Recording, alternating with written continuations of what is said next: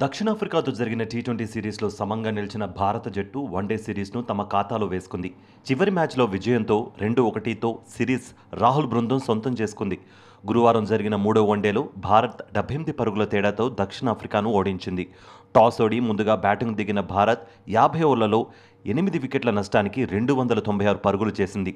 Sanju Samsung 114 బంతుల్లో 108 వన్డేల్లో తొలి సెంచరీ సాధించగా తిలక్ వర్మ 77 బంతుల్లో 52 పరుగులతో రాణించాడు. వీరిద్దరూ నాలుగో వికెట్కు 22.4 ఓవర్లలో 116 పరుగులు జోడించారు. అనంతరం దక్షిణాఫ్రికా 45.5 ఓవర్లలో 218 పరుగులకు ఆలౌట్ అయింది. టోనీ డి జార్జి 87 బంతుల్లో 81 పరుగులు మినహా మిగతా వారంతా విఫలం కావడంతో సఫారీలకు ఓటమి తప్పలేదు. అరంగేట్ర మ్యాచ్లో వరుస బౌండరీలతో రజత్ పటిదార్ 16 బంతుల్లో 22 పరుగులు చేసి దూకుడుగా ఇన్నింగ్స్ మొదలుపెట్టగా సాయి సుదర్శన్ విఫలమయ్యాడు.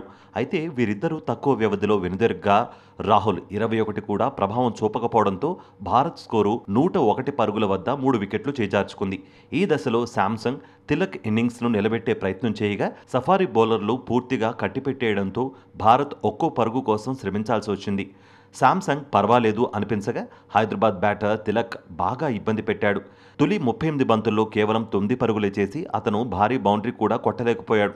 ఆ తర్వాత మెరుగ్గా ఆడిన అతను తర్వాతి 38 బంతుల్లో 5 ఫోర్లు, ఒక సిక్సర్తో 43 పరుగులు సాధించి అర్ధ సెంచరీ పూర్తి చేసుకున్నాడు. మరోవైపు నిలకడ కొనసాగించిన శాంసంగ్ 110 బంతుల్లో కెరియర్లో తొలి శతకాన్ని అందుకున్నాడు. ఆ తర్వాత రింకు సింగ్ 27 బంతుల్లో 38 ధాటిగా ఆడటంతో భారత్ మంచి స్కోరు సాధించగలిగింది.